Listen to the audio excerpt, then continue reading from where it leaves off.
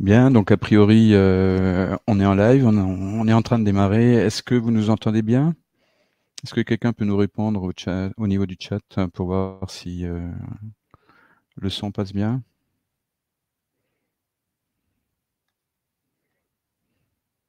On a Monsieur Colomb qui nous dit bonsoir, David Ravé qui nous dit bonsoir. Tout est OK. Super. Parfait, donc a priori, ok, très bien. Donc on a deux retours, donc on va estimer effectivement que c'est bon, on peut démarrer. Donc on va démarrer ce webinaire d'une durée d'1 heure. Ça va aller relativement vite puisque a priori d'ici 1h10 on va être coupé. Donc, on va essayer de ne pas trop tarder sur la thématique de comment piloter la mise en place d'un dispositif de chef-d'œuvre dans votre établissement. Alors, n'hésitez pas, vous avez vu le chat à côté, de poser vos questions, puisqu'on essaiera de s'adapter un petit peu au cadre du questionnement que vous pouvez évoquer, et puis on essaiera d'orienter un Ah, peu.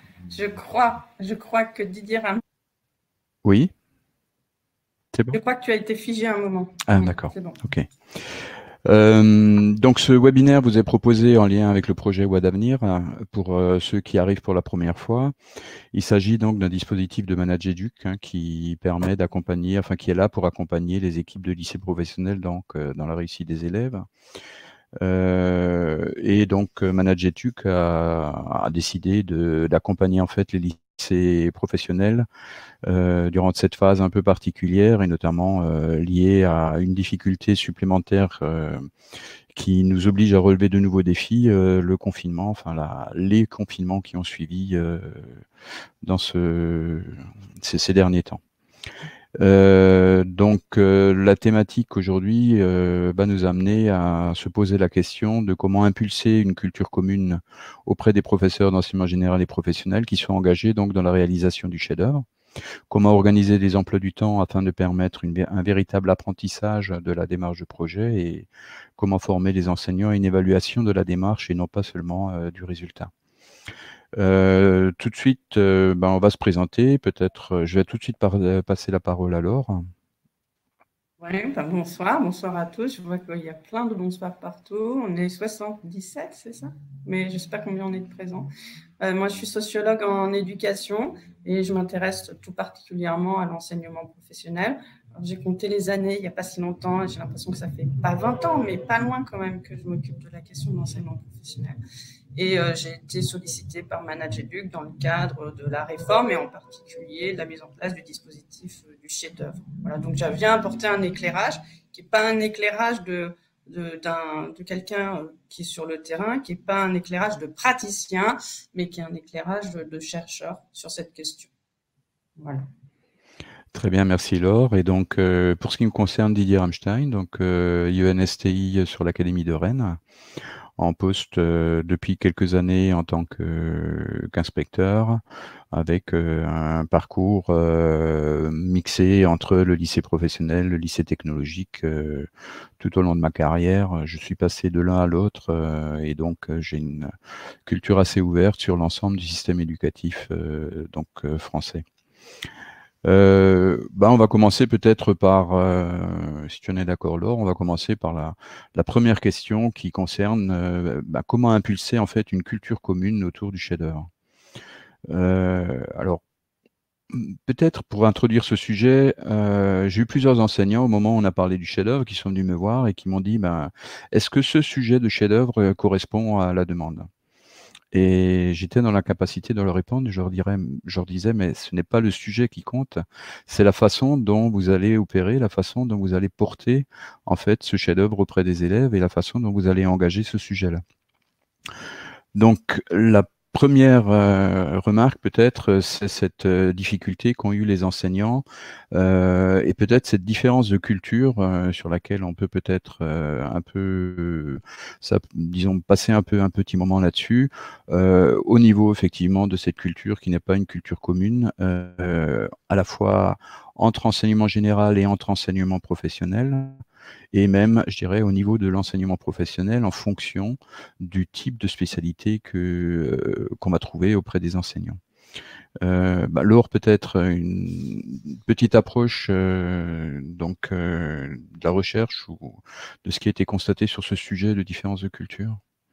Oui, peut-être aussi dire, peut-être que les enseignants ont pu être, ou même les chefs d'établissement, ont pu être un peu surpris de l'arrivée d'un chef-d'œuvre, parce que c'est quelque chose qui n'appartient pas au lycée professionnel, ni même au CFA, mais qui est quand même quelque chose qui relève plutôt finalement des compagnons, du compagnonnage, et que voir arriver finalement un dispositif qui concernait 10 000 élèves, et encore je suis généreuse, auprès de 650 000, ça a pu poser un petit peu des questions. Donc peut-être aussi revenir sur cette histoire de chef-d'œuvre avant de parler de culture commune, c'est-à-dire une culture qui n'est pas vraiment celle de la voie professionnelle de façon générale, mais d'une voie professionnelle bien particulière et qui tout d'un coup arrive là parmi nous et qui peut interroger. Donc, je sais que toi, tu avais plein d'éléments là-dessus, donc j'ai envie de te réinterroger sur ces éléments.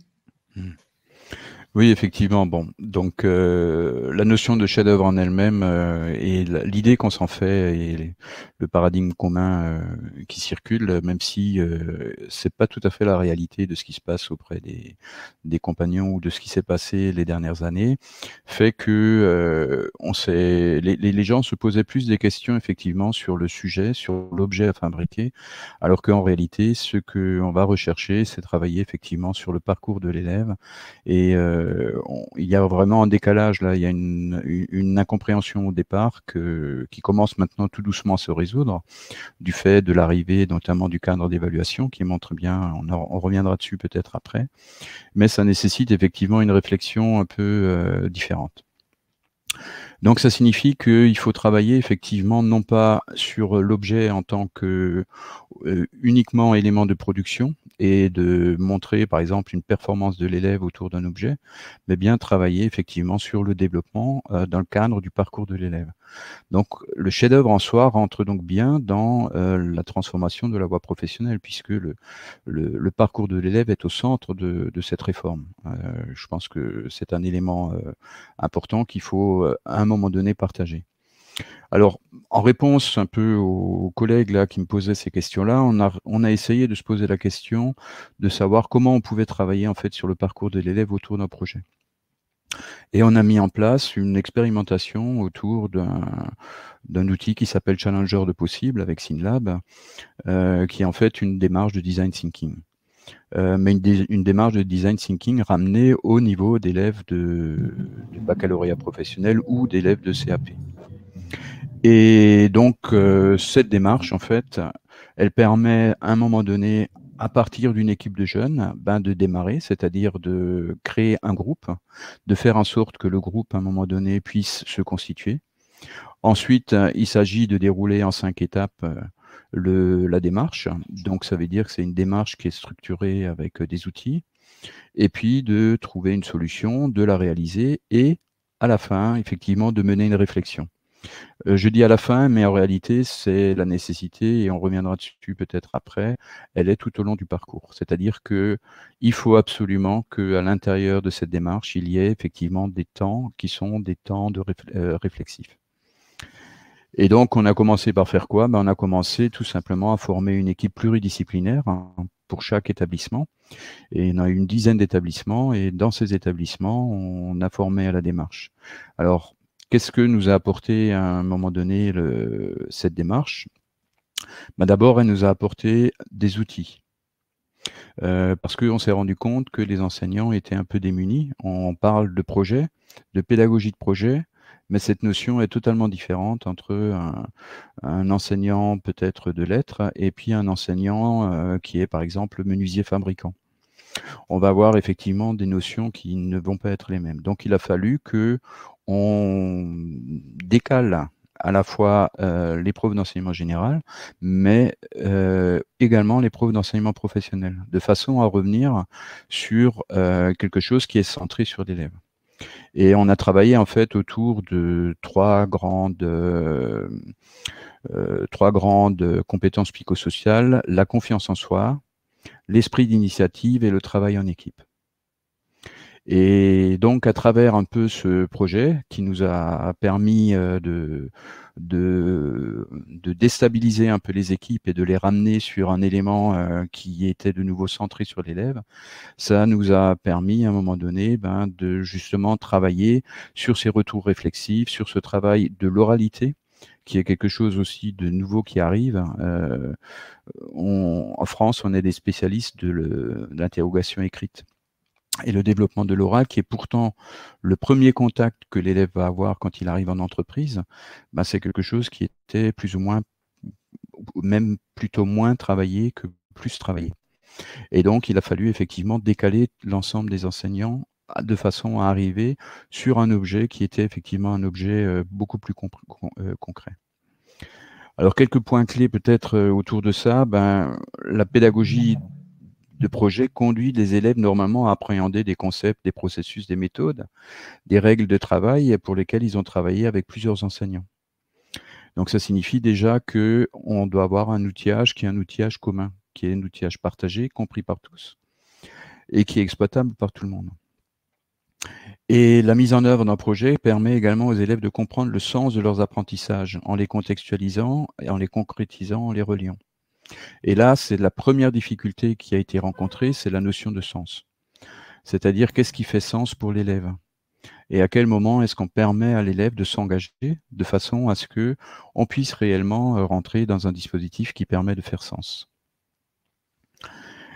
Très souvent, on a vu des exemples qui ont été proposés où finalement c'est l'enseignant qui a fait tout le travail. Et il y a donc au final, l'élève n'était que quelque part un exécutant de la démarche de ce que l'enseignant avait imaginé, et avec une difficulté évidemment des autres enseignants à intégrer. Donc la vraie question qui se pose dans un premier temps, c'est comment est-ce qu'on peut trouver des démarches, un cadre commun entre les enseignants qui vont permettre à un moment donné aux élèves de trouver sens et d'être un élément qui participe pleinement à son parcours, c'est-à-dire qui va jusqu'à avoir la possibilité de faire un choix du thème du chef-d'œuvre sur lequel il souhaite travailler, et pas simplement se voir imposer un certain nombre de tâches qui ont été découpées autour d'un gros projet, donc par les enseignants. Alors évidemment, des nouveautés aussi, c'est que cette pédagogie de projet, elle vise à développer chez les élèves la créativité, l'autonomie, la culture du compromis et l'esprit de synthèse. Et là aussi, c'est quelque chose en lycée professionnel qui n'est pas forcément un cadre commun. C'est-à-dire que, évidemment, dans chaque discipline, on l'aborde dans le cadre thématique. Mais pour revenir à un moment donné à un niveau un petit peu différent, où on demande à l'élève d'avoir vraiment un développement d'esprit critique, on se rend compte que les enseignants sont pas forcément tout à fait à l'aise avec cette culture du compromis et de l'esprit de synthèse qui est demandée à l'élève. Et donc, on demande à l'élève d'être acteur dans ce cadre-là, et non pas simplement de répondre à une sollicitation, à un stimuli que l'enseignant va apporter en amont. Donc, voilà la question maintenant qui se pose, c'est à partir de ce projet, comment est-ce que l'élève va arriver à valoriser son travail à travers l'engagement personnel? Et puis la question qui se pose aussi, c'est quelle valorisation au niveau de la filière, de l'établissement, au regard d'un projet, et peut-être cette tension qui va pouvoir exister entre la valorisation qu'on souhaiterait faire de ces projets-là. Comment est-ce qu'on va communiquer autour de ces projets pour valoriser les élèves, pour valoriser ce qui est réalisé, tout en gardant effectivement cet objet comme étant un objet de formation. Alors, je ne sais pas si tu veux intervenir sur ce sujet, peut-être? Oui, moi je pense que c'est bien de rappeler effectivement que le chef-d'œuvre tel qu'il est conçu dans la réforme n'a finalement pas grand-chose à voir avec le chef-d'œuvre tel qu'on le voyait initialement. Et c'est vrai que plusieurs enseignants, alors je pense au service à la personne, se demandaient quel objet pouvait-il faire aux élèves. Donc, et on pouvait les comprendre d'ailleurs.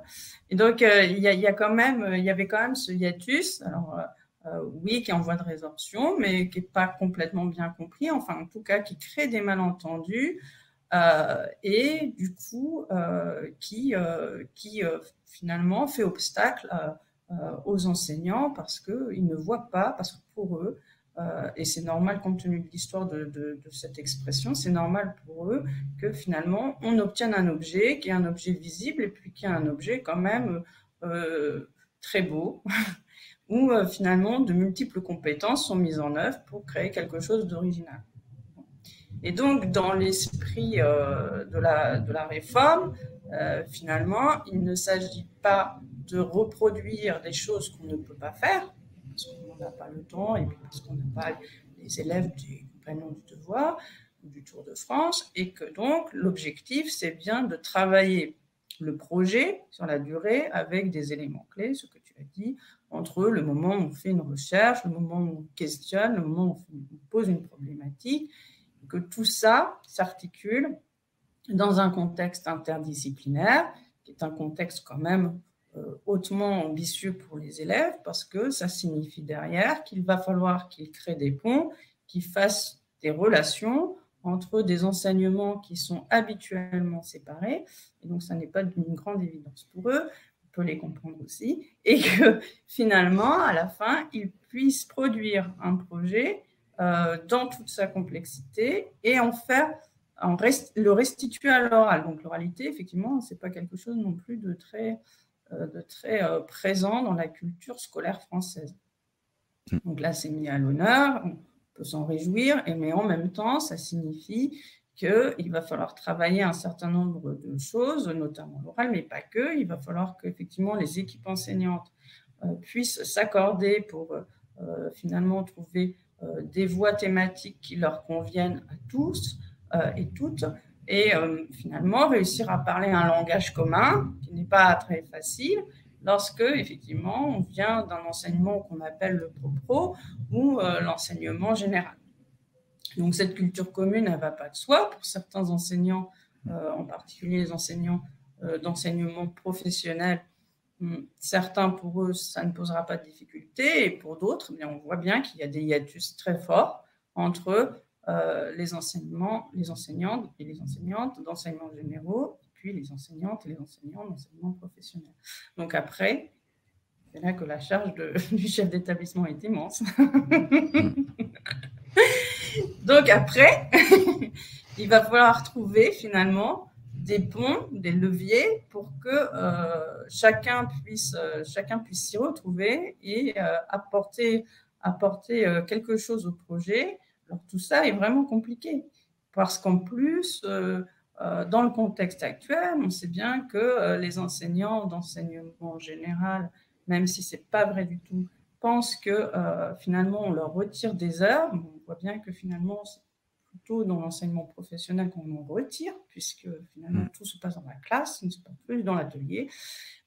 Et donc il y a aussi cette tension-là qui est très forte et qu'il faut aussi gérer en tant que chef d'établissement pour finalement trouver des voies de sortie et de compromis qui permettent aux élèves d'apprendre. C'est bien ça la question. Et puis, autre élément de tension que tu viens d'évoquer, entre finalement l'objectif du chef d'établissement qui est de faire rayonner son établissement et de le faire reconnaître notamment à travers les projets de chef-d'œuvre des élèves, et la réalité du chef-d'œuvre, eh bien, il peut y avoir quand même, là encore, un hiatus très important. Et ça peut conduire effectivement à penser à la place des élèves, à faire un chef-d'œuvre et à les mettre dans des positions d'exécution, ce qui serait complètement contraire à l'idée même ou à l'esprit même du chef-d'œuvre. Bon, ça fait quand même beaucoup d'éléments qui viennent perturber, on pourrait dire, les premières années du chef-d'œuvre. Sur la question du sens, effectivement, on peut se poser la question, étant donné qu'on est dans un contexte pluridisciplinaire et que les élèves peuvent avoir pris l'habitude d'exécuter des tâches plutôt que des activités scolaires, peut-être parce qu'on leur a aussi enseigné des tâches plutôt que des activités scolaires. Et donc, ils peuvent se retrouver dans une situation, on pourrait dire, pas du tout d'estime de soi, mais perdus.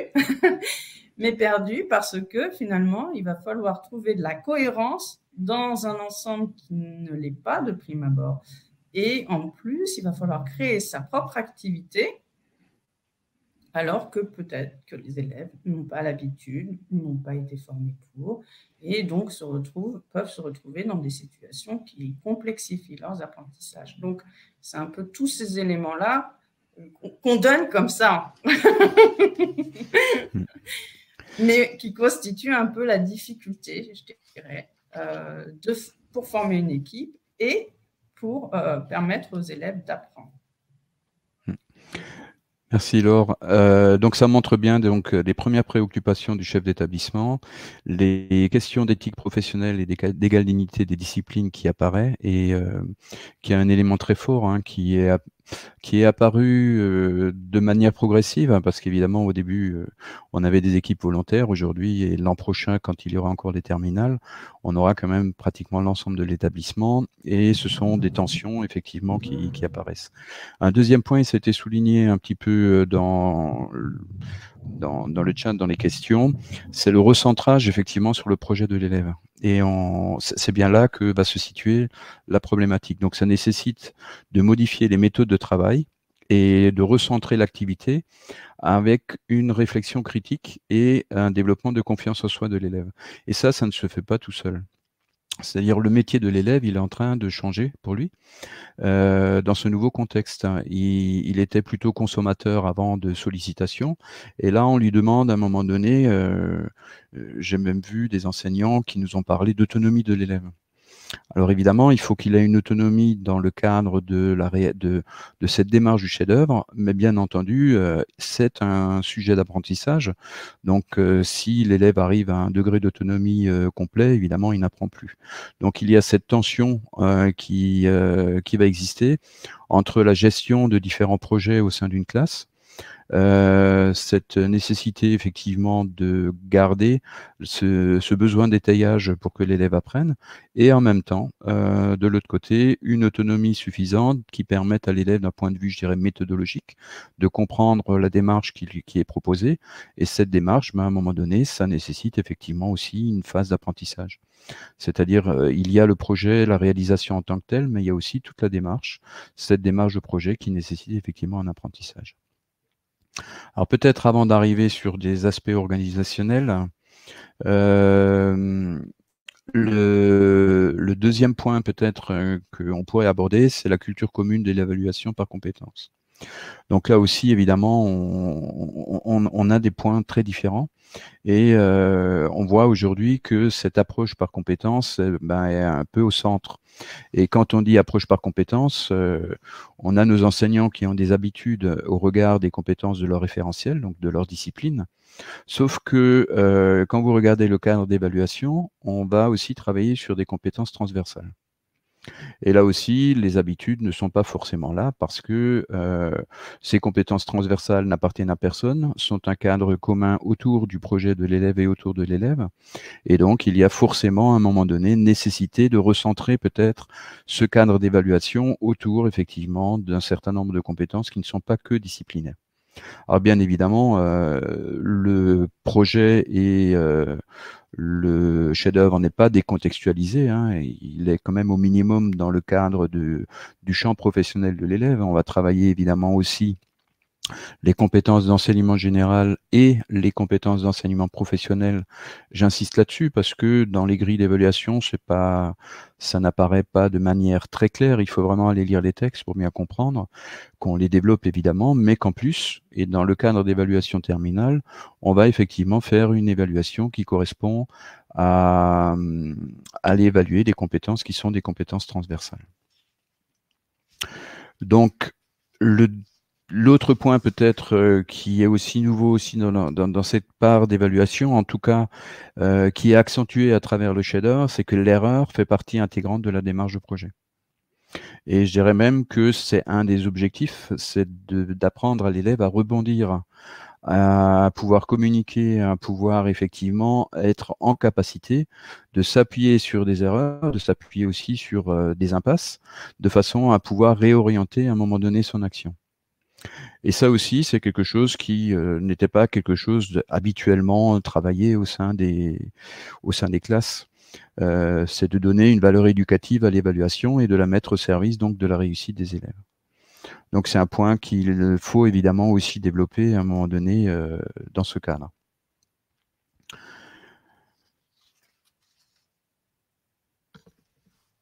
Peut-être simplement rappeler voilà, une phrase, hein, l'évaluation formative est ainsi vue comme une part du processus d'enseignement et d'apprentissage, plutôt que comme une activité séparée intervenant auprès d'une phase d'enseignement. Donc, ça signifie qu'il faut effectivement que cette évaluation se fasse tout au long, au fil de l'eau, et se fasse de manière régulière. Et pour que cette évaluation puisse se faire, il y a nécessité de l'organiser. Et pour qu'elle puisse s'organiser, ça veut dire qu'il faut prévoir pour les élèves des temps de réflexion, de retour sur soi, de retour sur son action, de retour aussi de l'action du groupe, et un suivi qui permet à l'élève de se positionner au regard un peu des compétences qu'il développe. Donc voilà, peut-être pour ces premiers éléments introductifs. Je ne sais pas si vous avez des questions sur le sujet. Peut-être que ça signifie quand même que dès le début de l'année ou même dès la fin de l'année, quand on prépare l'année suivante, dans finalement la feuille de route qu'on se donne, il faut dès à présent prévoir ces temps qui font partie du contrôle continu pour finalement se dire que c'est bien quelque chose qui se fait sur la durée et quelque chose qui est dans une démarche.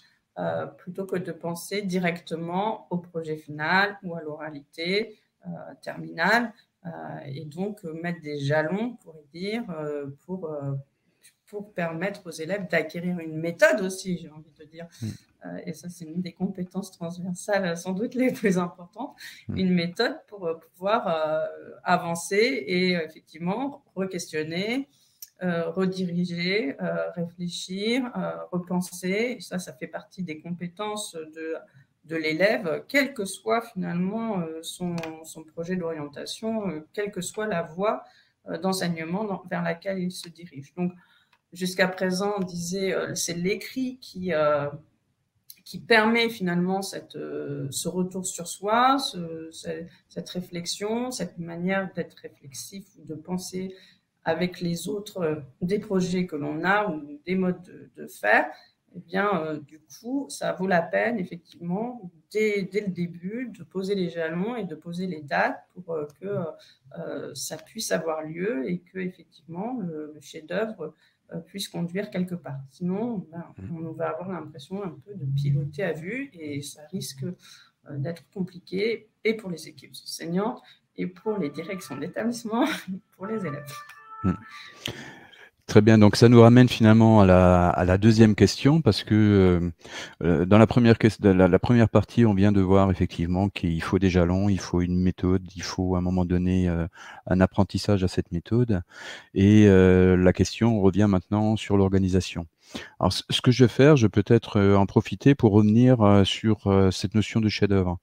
Dans les premiers éléments, on nous disait il faut un temps long, c'est un chef-d'œuvre sur 2 ans, etc. Et de par l'expérience, mais de par la logique aussi, on imagine un élève de CAP qui arrive, il est impossible pour lui de se déterminer sur un sujet de chef-d'œuvre lorsqu'il arrive en première année de CAP. Or, ce projet se déroulant sur 2 ans, il va falloir effectivement le phaser. Donc, dans l'expérimentation qu'on a menée, autour de Challenger de possible, on s'est très vite rendu compte que cette approche d'apprentissage méthodologique était important en début de formation, avant même que l'élève ait un bagage suffisant pour pouvoir parler de technique, de parler de champ professionnel et d'avoir une culture suffisante pour pouvoir à un moment donné avoir une approche du métier. Donc, comment est-ce qu'on a organisé ça? On l'a organisé de la manière suivante. On a déroulé les 5 étapes avec les, donc on a formé les enseignants, hein. Il y avait des questions, qu'est-ce qu'on a fait auprès des enseignants? Ben, on les a formés, bien sûr, hein. Il y a de la formation qui est nécessaire, c'est pas inné. Donc il y en a qui ont gardé la méthode, d'autres qui ont mélangé entre mini-entreprise, challenger de possible. En tout cas, on a intégré effectivement des éléments qui permettaient de mettre en place des jalons, de donner une visibilité de projet et de les former aux outils et de les accompagner à la démarche. Une fois qu'ils ont été formés, ben, ils ont mis ça en œuvre avec les élèves et ils ont travaillé autour d'une thématique sociétale. Par exemple, la transition énergétique pour des énergéticiens, la transition numérique. Donc, ils se sont appropriés ça, ils se sont posé des questions du style bah, tiens, l'utilisation de la tablette dans mon champ professionnel, comment ça se passe, etc. Et ils ont commencé effectivement à travailler autour de ces thématiques et de rentrer dans le cadre de leur professionnalité en se posant un certain nombre de questions autour des enjeux professionnels. Voilà. Alors ça a duré à peu près, dans une première phase avec une équipe d'enseignants qui ont été formés, en gros de septembre. Alors bien sûr, hein, ça a été un peu perturbé avec le cadre du confinement. Hein. On ne va pas non plus vous dire que tout a été parfait dans ce cadre-là. Mais en tout cas, ça a été à peu près de septembre jusqu'au mois de janvier-février. Et à partir de janvier-février, peut-être au début mars, les élèves ont pu faire un premier cycle autour d'un projet, qui était un projet qu'ils ont choisi autour d'eux par rapport à quelque chose qu'ils ont identifié. Donc, dans la démarche, évidemment, il y a toute la phase d'identification du projet. Donc, il y a vraiment l'intégration de l'élève, son implication dans le choix de son projet. Et puis ensuite, qu'est-ce qui s'est passé? Eh bien, il y a eu une deuxième phase qui a été une phase de choix du projet. C'est-à-dire qu'on a repris en fait les étapes 2 et 3 de façon à aller vers la définition d'un projet de chef-d'œuvre, avec la participation des élèves, mais aussi évidemment des enseignants, de l'équipe de direction, etc. Pourquoi? Parce que on a besoin de définir à un moment donné le cadre financier, le cadre partenarial. À partir du moment où on va travailler avec des élèves autour d'un projet, il va falloir peut-être avoir des conventions avec un certain nombre de partenaires, prévoir le cadre financier, prévoir la faisabilité du projet, le cadrer avec les élèves, regarder de façon à ce que le projet soit suffisamment ambitieux pour être motivant, mais réalisable, pour ne pas justement les perdre en route. Et donc ça, c'est un vrai travail qui a duré quasiment 1 à 2 mois avec les élèves. Donc on voit bien que ce temps de cadrage du projet est effectivement quelque chose d'important. Et puis ensuite, qu'est-ce qui s'est passé? Ben, une fois que ce cadrage a eu lieu, ben, ils ont commencé en fin de première année et surtout en deuxième année à réaliser le chef-d'œuvre et à communiquer autour de ce projet. Et on arrive maintenant effectivement à cette fin d'expérimentation, puisque les premiers élèves avec lesquels on a expérimenté ça en CAP sont en train ou vont dans les prochains jours, les prochaines semaines, passer leur oral de soutenance du chef-d'œuvre. Donc on voit bien qu'il y a différentes phases qui sont nécessaires, tout en gardant, et la question a été posée, tout en gardant une dynamique. C'est-à-dire comment, sur 2 ans, arriver à avoir un fil conducteur qui nous permette de développer les compétences nécessaires, de choisir un projet dans lequel l'élève est réellement impliqué, mais qui est aussi ambitieux, qui porte aussi à un moment donné la réalisation au-delà de l'établissement, dans un cadre partenarial, avec un cadre financier qui est cadré et pédagogique aussi. Et puis la question qui se pose pour le chef d'établissement, c'est la constitution évidemment des équipes pédagogiques. Donc sur la première année, ce sont des équipes qui étaient pluridisciplinaires, qui ont été formées à la démarche, qui ont accompagné cette première année. Et en fin d'année, évidemment, en fonction du cadrage du projet, on avait une idée plus précise des enseignants qui devaient effectivement suivre le projet sur la deuxième année. Donc, autour de ces différents temps, il y a évidemment une implication forte du chef d'établissement. Cette implication forte, elle est au démarrage sur la constitution et la formation des équipes pour démarrer. Elle est aussi évidemment sur le temps du cadrage, puisque là, il y a peut-être des conventions, il y a un cadre financier à mettre en place. Mais elle est aussi là tout au long du processus parce que le cadre d'évaluation est un cadre d'évaluation continue. 50% de l'évaluation porte sur en fait le suivi tout au long de l'année. Donc ça signifie qu'il va falloir effectivement s'interroger sur comment les enseignants vont à un moment donné appréhender les outils d'évaluation et les outils qui vont permettre d'avoir à partir de ces temps réflexifs dont on a parlé avant de l'élève, cette capacité à évaluer de manière pluridisciplinaire le projet pour porter une note en fin de première année, une note en fin de deuxième année, de façon à avoir cette évaluation qui correspond en fait au suivi. Donc voilà un point qui est important, c'est effectivement la vision sur les 2 années, la possibilité d'avoir à un moment donné avec les équipes, et ça, il faut qu'il y ait un cadre commun, une réflexion auprès des établissements, de façon à ce que ces différents temps et ces différentes phases s'opèrent de manière à la fois fluide, continue, mais de manière nécessairement aussi sous forme d'apprentissage méthodologique, de définition de projet, de réalisation et de communication.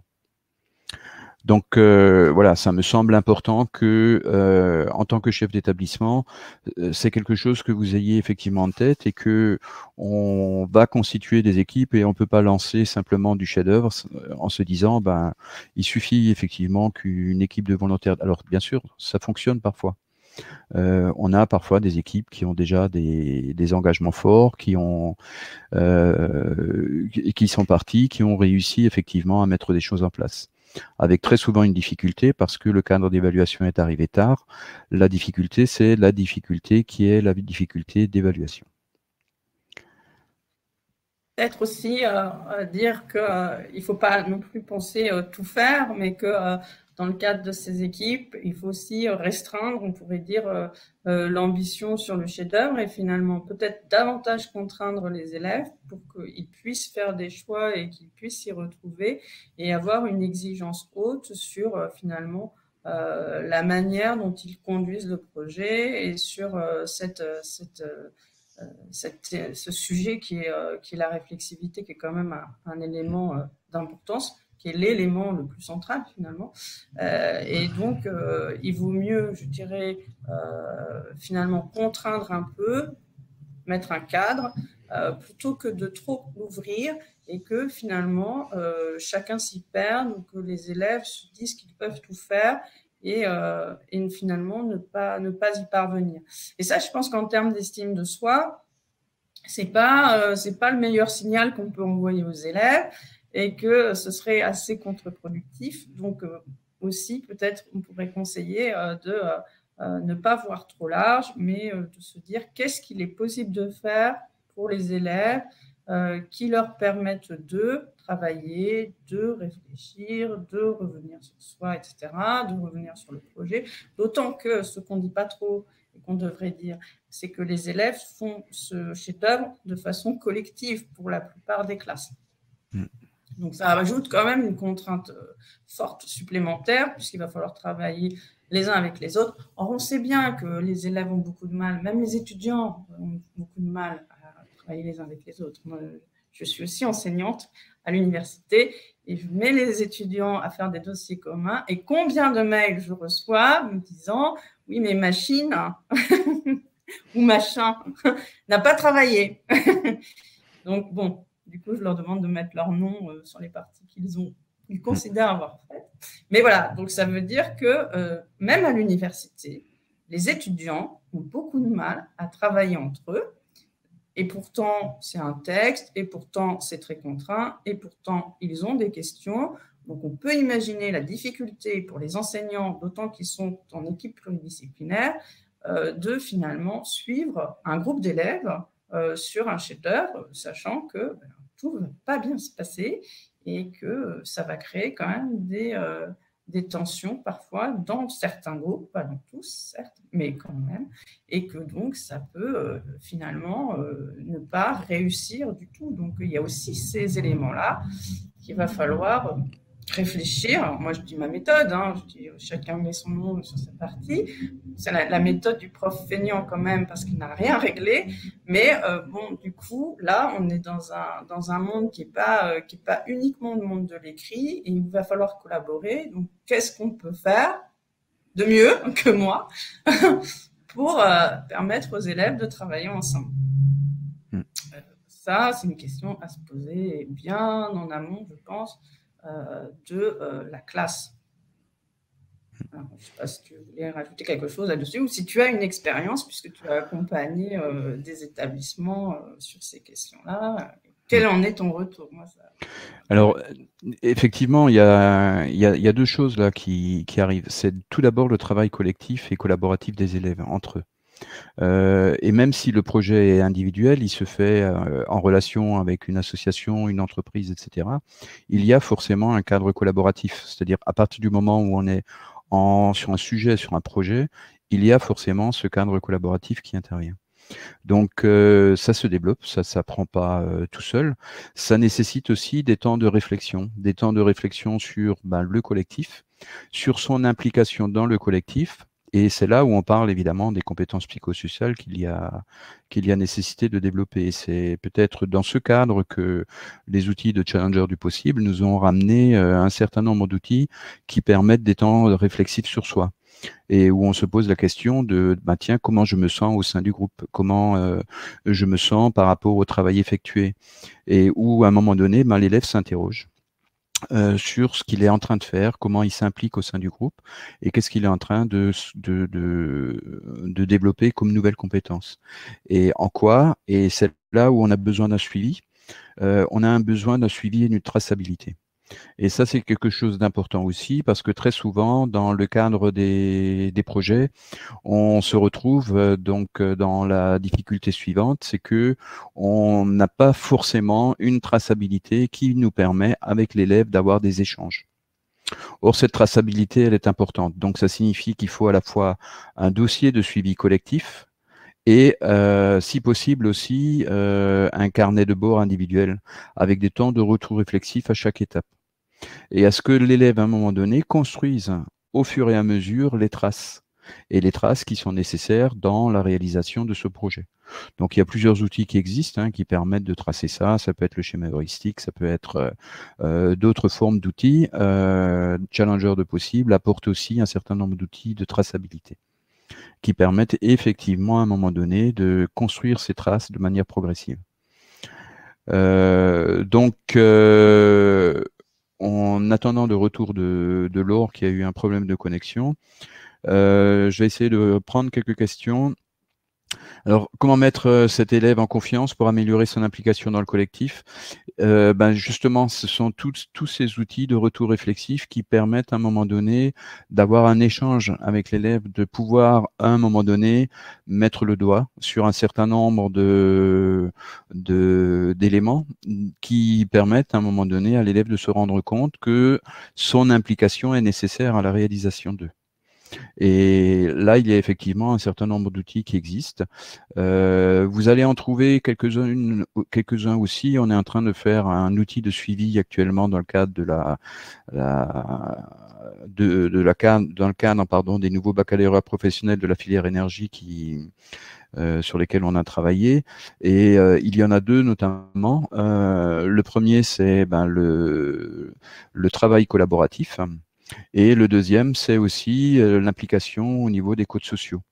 Les codes sociaux du domaine du champ professionnel, parce qu'à travers, évidemment, ces projets, c'est quelque chose qu'on développe aussi.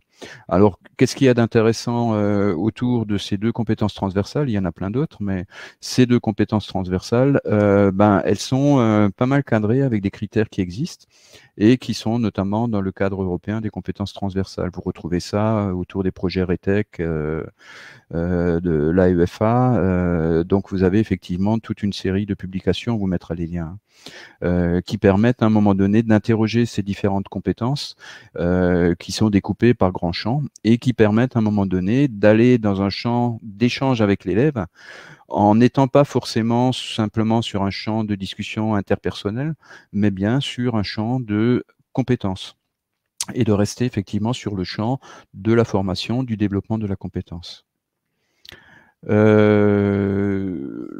Donc voilà, la place des parents, elle est clairement dans ce cadre-là, elle peut être de deux ordres. Bah, des fois, elle peut être une aide, notamment sur le choix et sur peut-être des propositions parce que les parents sont impliqués dans un domaine particulier, une association particulière, etc. Et donc effectivement, ça peut être une aide. L'expérimentation qu'on a menée, on l'a menée essentiellement la première année avec des élèves de CAP. Or, ces élèves de CAP étaient pour 90% des primo-arrivants.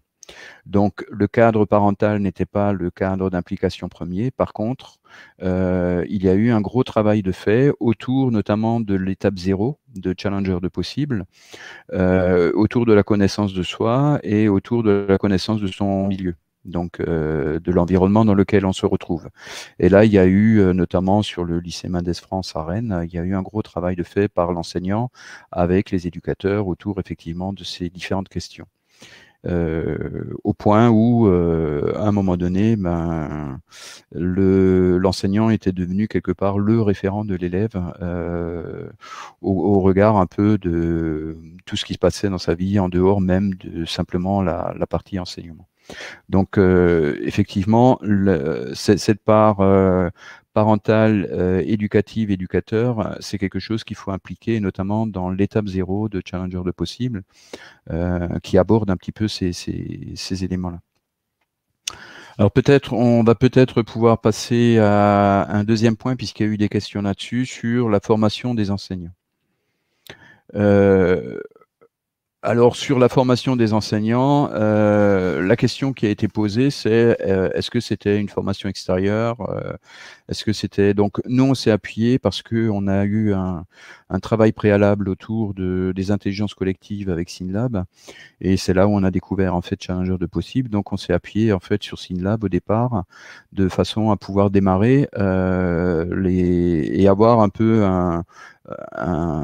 des compétences au niveau académique. Aujourd'hui, on dispose des compétences, on continue l'expérimentation. Il y a d'autres académies comme l'Académie de Nice qui se sont lancées dans les expérimentations. Et on a aujourd'hui la capacité de former effectivement les enseignants à partir donc de tous les travaux qui ont été faits. Il y a eu d'autres travaux qui ont été faits avant, notamment dans le cadre de jeux de vie. Vous avez un outil qui vous est mis à disposition aussi par l'ONICEP, qui a été travaillé sur l'Académie de Rennes autour des outils jeux de vie, qui répondent à toute cette question d'implication de l'élève. Comment impliquer l'élève, comment rendre l'élève responsable de son propre parcours et comment montrer à l'élève que l'implication dans la formation va changer en fait la relation qu'il a avec les autres. Donc voilà, on a effectivement, à travers différents projets, on a pu développer un certain nombre de compétences autour de ça. Alors, jeu de vie en un mot, hein, J-E-U-D-E-V-I. Donc, vous chercherez et puis vous regarderez le projet GPS. Donc, on vous mettra les liens aussi. Donc, GPS qui est diffusé aujourd'hui par l'ONICEP et qui a été développé autour des outils jeux de vie et autour aussi de ce qui s'est réalisé dans le cadre un peu du travail qu'on a fait sur l'orientation de l'élève sur l'Académie de Rennes. Donc oui, ce cadre de formation, il va falloir effectivement le réfléchir. Vous pouvez avoir des compétences en interne, vous pouvez effectivement faire appel au cadre de formation académique, mais en tout état de cause, le chef-d'œuvre pour moi est effectivement un dispositif complexe. Je crois que Laure a déjà mis le doigt sur un certain nombre de problématiques, et ce dispositif complexe va nécessiter forcément une formation de la part des enseignants, à minima pour définir un cadre commun, pour pouvoir avoir effectivement les outils nécessaires, pour avoir ces différents jalons qui vont permettre de aux enseignants, aux élèves, hein, de savoir à un moment donné où ils en sont, quels sont les objectifs à court terme, parce que un élève, même un élève d'enseignement supérieur, et Laurent en a parlé avant, ont des difficultés d'arriver sur le long terme. Alors imaginez un élève en lycée professionnel, il est impossible pour lui sur 2 ans d'avoir effectivement une visibilité de projet et de développement de projet s'il n'a pas des jalons intermédiaires. Donc ça nécessite effectivement un outillage. Donc voilà, peut-être sur cette question. Je ne sais pas si vous avez d'autres. Oui, donc heures de travail commun au préalable dédiées. Alors là aussi, je pense qu'il y a nécessité qu'il y ait effectivement du temps qui est dédié. Donc nous, dans l'accompagnement qu'on a fait, on a fait en fait une formation en une journée. Donc c'est une formation relativement courte. Ça signifie que les enseignants ont dû se réapproprier évidemment les outils dans le cadre de leur mise en œuvre. Aujourd'hui, on a des outils qui ont été améliorés, développés, adaptés, notamment pour des élèves de CAP, et qu'on est tout à fait prêt aussi à remettre à disposition. Et ça nécessite évidemment des temps de coordination. Alors, j'aimerais venir là-dessus sur deux points. Je suis allé visiter un établissement et puis en discutant avec les enseignants et la chef d'établissement, elle me montre son organisation du chef-d'œuvre. Et on voit quoi? 1 heure le lundi, 1 heure le mercredi, 1 heure le vendredi. On ne peut pas faire du chef-d'œuvre avec un découpage de cet ordre-là. Le chef-d'œuvre nécessite effectivement de travailler autour de la démarche de projet et nécessite à un moment donné ou de la mise en barrette, c'est-à-dire on a un exemple d'un établissement où ils sont 6 enseignants qui sont intervenus du domaine général et du domaine professionnel, et en fait ils ont mis 2 heures en barrette dans la semaine de façon à pouvoir à la fois travailler en amont, travailler pendant, parce qu'il y a un point important, c'est que le chef-d'œuvre nécessite de la régulation au cours de l'eau. C'est-à-dire, c'est pas une organisation de travaux de TP qu'on peut faire une année et puis reproduire l'année suivante et remettre finalement les éléments en place. Parce que évidemment, le projet d'une année à l'autre, le groupe d'une année à l'autre ne fonctionnera absolument pas de la même manière et vous ne ferez pas tous les ans les mêmes projets. Et donc, ça nécessite effectivement des temps de coordination tout au long, effectivement, du processus et du déroulement de ce processus-là.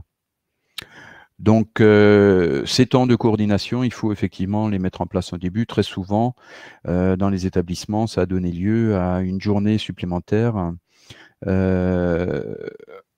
D'accord, donc je vois que Laure n'intervient plus, donc je vais faire une conversation tout seul, excusez-moi, mais... donc, on se rend compte effectivement que j'en étais à... Oui, à ce que donc ce temps de préparation et ce temps de suivi et de coordination, il faut effectivement laisser aux enseignants la possibilité de se retrouver. On a eu des difficultés d'établissement, et vous êtes peut-être dans certains de ces établissements où on a des fois la difficulté de pouvoir se rencontrer. Et évidemment, le numérique aujourd'hui, et je crois que ça a été peut-être un des bienfaits du confinement, c'est qu'il nous a montré la capacité de pouvoir travailler autrement. Simplement, il ne va pas résoudre tous les problèmes, notamment certains problèmes qui nécessitent effectivement des interactions directes, des échanges autour de sujets peut-être un peu plus délicats. Donc, il faut évidemment tabler sur les deux. Hein.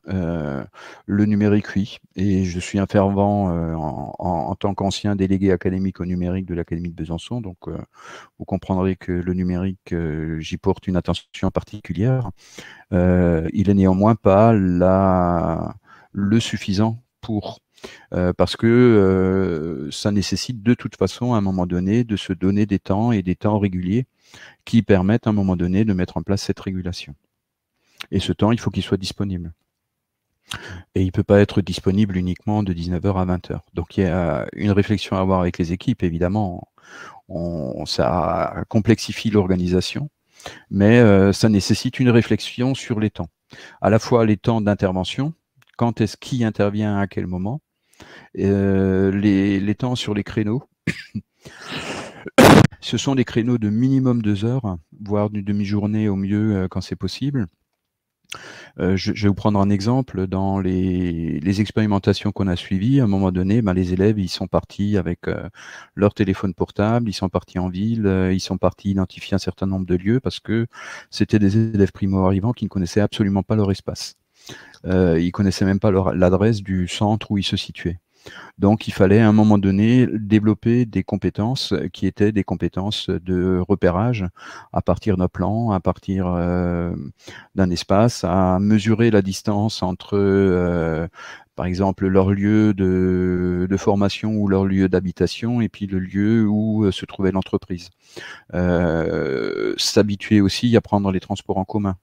Voir quelles étaient ses possibilités et comment il pouvait les combiner de manière multiple au niveau de la ville de Rennes, de façon à pouvoir, à un moment donné, combiner un certain nombre d'éléments de modes de transport, de façon à pouvoir se rendre à un lieu, entre le transport en commun, les vélos et donc de location et tout ce qui s'ensuit.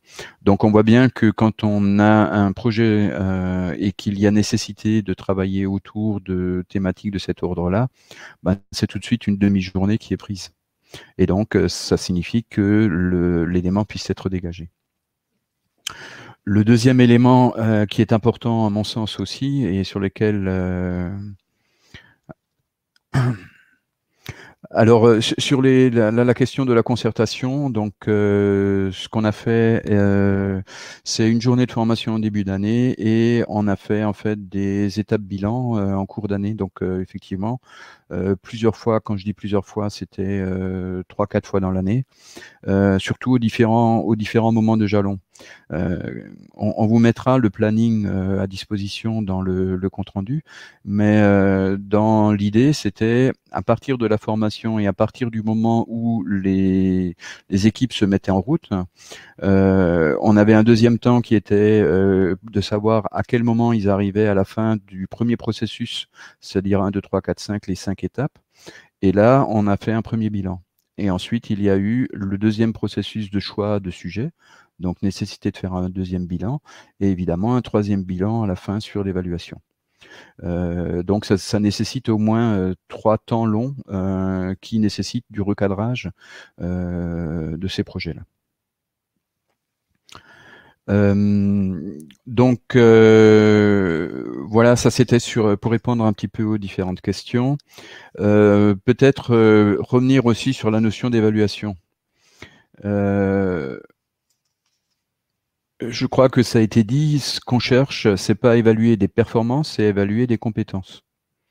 Et donc, ça nécessite effectivement de revenir sur la définition des indicateurs, les seuils de maîtrise. Ça signifie aussi, à travers un projet de cet ordre-là, que la règle, elle n'est pas construite systématiquement a posteriori, mais elle est construite au fur et à mesure dans le feu de l'action, c'est-à-dire au fur et à mesure de l'avancée du projet. Et donc, ça nécessite des temps d'échange, c'est-à-dire que le chef-d'œuvre va au-delà du simple cadre d'enseignement où l'enseignant prend en charge et puis ensuite, effectivement, les élèves réalisent, ils ramassent et puis ils corrigent chez lui. Non, le temps d'échange se fait effectivement pendant ce temps-là. Donc, il y a une organisation, mais il y a aussi, à un moment donné, une réflexion à avoir sur comment est-ce que, au fur et à mesure, on est en capacité de pouvoir avoir un temps de bilan entre les enseignants qui suivent effectivement un groupe dans le cadre du projet. Je pense que la construction des traces, on en a parlé, c'est un point important. Sauf si vous avez des questions importantes, on peut arriver à une phase conclusive peut-être. Alors, si j'avais à conclure, en fait, je me poserais la question, est-ce que c'est un projet pour apprendre ou un projet de synthèse pour restituer? Je crois qu'en termes de conclusion, ce sont les deux. C'est à la fois un projet pour apprendre et un projet de synthèse pour restituer. Donc, ça veut dire qu'il faut construire les différentes traces pour construire, à un moment donné, la restitution orale. Elle ne peut pas se faire à la fin sans qu'il y ait effectivement des éléments de traçabilité qui permettent de construire ça. Donc, ça signifie aussi choisir un projet adapté au niveau des élèves, ce qui ne signifie pas manquer d'ambition, mais quelque chose de réalisable. Et puis, de construire effectivement ce dossier de suivi collectif et ce dossier carnet de bord individuel pour permettre aux élèves à la fois de se situer, de voir le développement de leurs compétences, mais évidemment aussi d'avoir des traces pour le soutien derrière. Ne pas oublier au niveau des établissements la question de l'éthique professionnelle et de l'égale dignité des disciplines.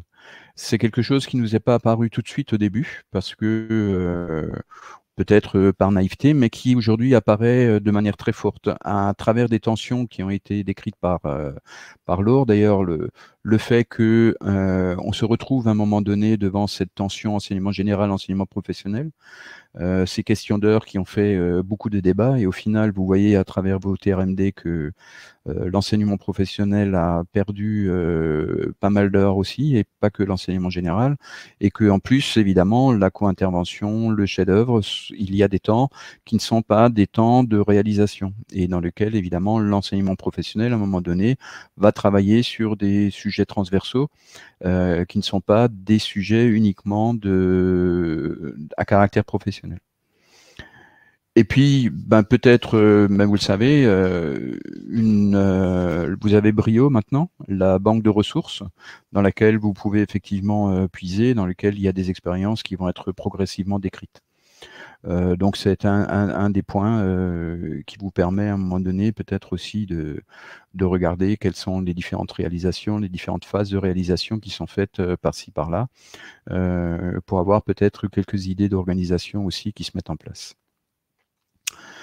Donc voilà, bah écoutez, il est 19h01. Je ne sais pas s'il y a encore des questions ou si vous avez encore des sujets que vous souhaitez évoquer. Sinon, ben, on vous mettra donc le compte-rendu comme à disposition avec à l'intérieur donc les différents éléments dont on a parlé, des ressources qu'on n'a pas pu projeter aujourd'hui évidemment parce que le temps nous est compté, mais qui pourraient vous servir peut-être d'éléments de réflexion dans le cadre de l'organisation. Donc merci beaucoup d'avoir participé à ce moment. Et j'espère que ben, ça a pu un peu vous apporter quelques éléments à travers la réflexion que vous portez au sein de votre établissement. À bientôt, merci. Au revoir.